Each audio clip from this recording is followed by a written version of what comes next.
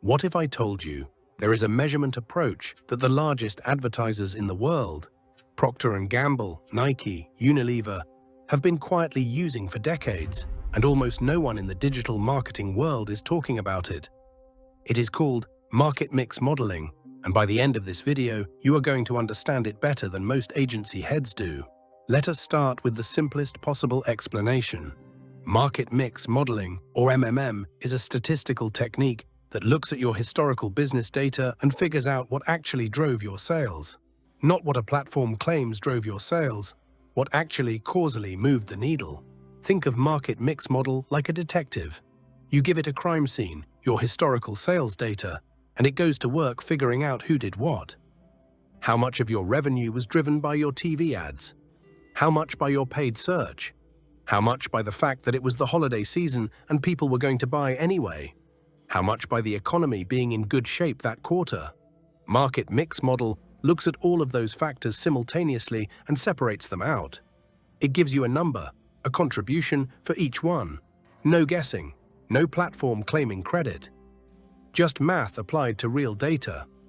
Now here is the key thing that makes market mix model different from everything else you have probably used. It does not rely on tracking pixels, cookies, or user-level data. It works from aggregate data. Your total sales, your total spend, external signals like seasonality and economic indicators.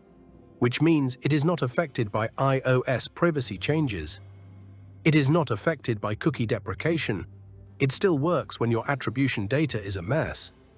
This is why market mix model is having a massive resurgence right now.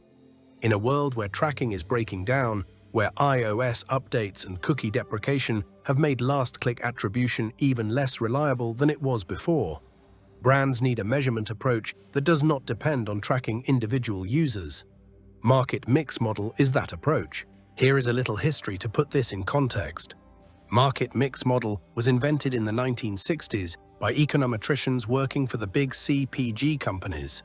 Consumer packaged goods, think soap, cereal, household products. Before digital advertising existed, before any of this, they had TV budgets, radio budgets, print budgets, and absolutely no way to know which was working. So they built a model, and here is the thing that should really make you sit up.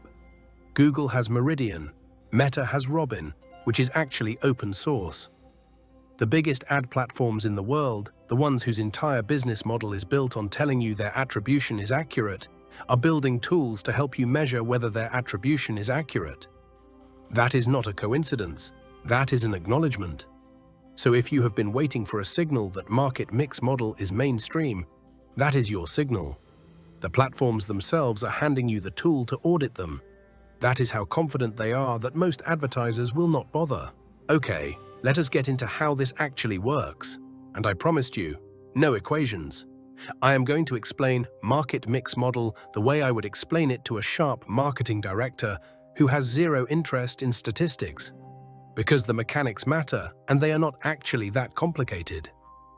Market mix model needs 3 types of data. Think of it as feeding the model.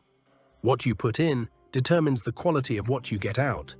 The first is your media spend data, weekly breakdowns of every channel you run. TV, paid social, paid search, out of home, radio. Whatever you are spending on, the model needs to see it week by week. The second is your business outcome data.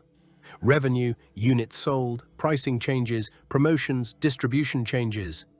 The model needs to know what was happening on the business side so it can separate the marketing signal from the business signal. And the third is external factors, seasonality, holiday calendars, economic indicators, competitor activity. These are the things that affect your sales but have nothing to do with your marketing. Now, what does the model actually do with those inputs? Without any equations, here is the intuition. It is looking for patterns. When you spent more on TV, did sales go up? How long after the spend did the effect appear? Did the effect decay over time? It does this for every channel simultaneously, controlling for all the external factors, and it produces a number that says, for every dollar you spent on this channel, this is roughly what it contributed to revenue. One concept worth understanding here, even without the math, is what is called the carryover effect. The idea that advertising has a memory. A TV ad you ran in October might still be influencing purchases in December. Platform attribution will never capture that. It stops counting the moment the click window closes. Market mix model is specifically designed to measure it. I want to spend a moment on something that most people skip right past. The baseline. That big grey chunk of revenue that market mix model says would have happened even if you had run 0 ads. Because understanding your baseline is one of the most powerful things you can do with a market mix model output. And almost no one talks about it. Your baseline is made up of things like your brand's existing reputation, your organic search presence, word of mouth, repeat customers who just buy on autopilot, seasonal demand that was going to happen regardless. It is the floor your business stands on. For a young brand with no reputation and no organic presence, the baseline might be 10% of revenue.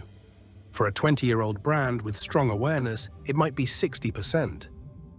If your baseline is low, you are completely dependent on paid advertising to survive. The moment you cut spend, sales collapse. You have no floor. That is an incredibly fragile position. Market mix model shows you this. ROAS never will, because ROAS does not know your baseline exists. Okay, so now you understand what market mix model measures and roughly how it works. Let us talk about the decisions it helps you make. Because this is where market mix model goes from being an interesting measurement approach to being a genuine competitive advantage.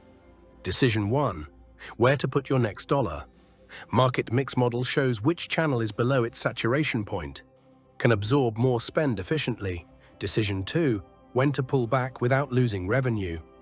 If a channel is past diminishing returns, market mix model tells you, so you reallocate, not just cut. Decision 3. Which channels work together. Market mix model detects halo effects. TV spend lifting paid search efficiency. That attribution misses entirely. Decision 4. How to justify brand spend to your CFO. Market mix model quantifies baseline contribution of brand building, something ROAS can never do because brand does not click.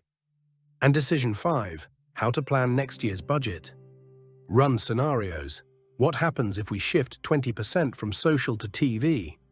Before committing a dollar, that last one, budget scenario planning, is where I see brands get the most immediate value from market mix model.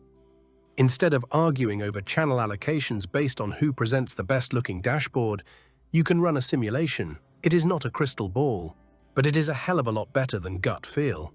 I want to be straight with you because this series is about honest measurement, not about selling you on a silver bullet. Market mix model is powerful, but it has real limitations, and understanding them is part of understanding how to use it properly. First, it needs history. Typically 2 or more years of consistent data to produce reliable outputs. The workaround: start collecting clean, consistent data now. Even 12 months of good data produces useful directional results. Second, it is not real time. Market mix model looks backward, not forward. The workaround: pair market mix model with always-on incrementality tests to get faster signals between model refreshes. Third, it works at the channel level, not the creative or audience level. It can tell you that TV is contributing 21% of your revenue. It cannot tell you which TV ad is working best. The workaround: use market mix model for budget allocation. Use platform data for creative optimization. Different tools, different jobs. Market mix model is not a replacement for everything. It is a layer of truth on top of everything else. Think of it as the strategic layer, the view from 30,000 feet. Your platform data is the tactical layer, the view from the ground. You need both, but right now most brands only have the ground view, and they are making 30,000-foot decisions with it. Here is what I want you to take away from this. Market mix model is not complicated. It is not only for enterprise brands with $50 million budgets. And it is not something your agency needs to build for you. There are open-source tools right now that you can start learning with today. What it requires is clean data, a bit of patience, and the willingness to look at your marketing spend with honest eyes. We built this series because too many good brands are making expensive decisions based on numbers that do not tell the full story. Market mix model is one of the most important tools in fixing that. And now you know what it is, why it matters, and what it can do for your business. Subscribe so you do not miss it. And drop a comment. I want to know, has your brand ever run a market mix model, or are you starting from scratch? Either way, we are going to get into the detail together.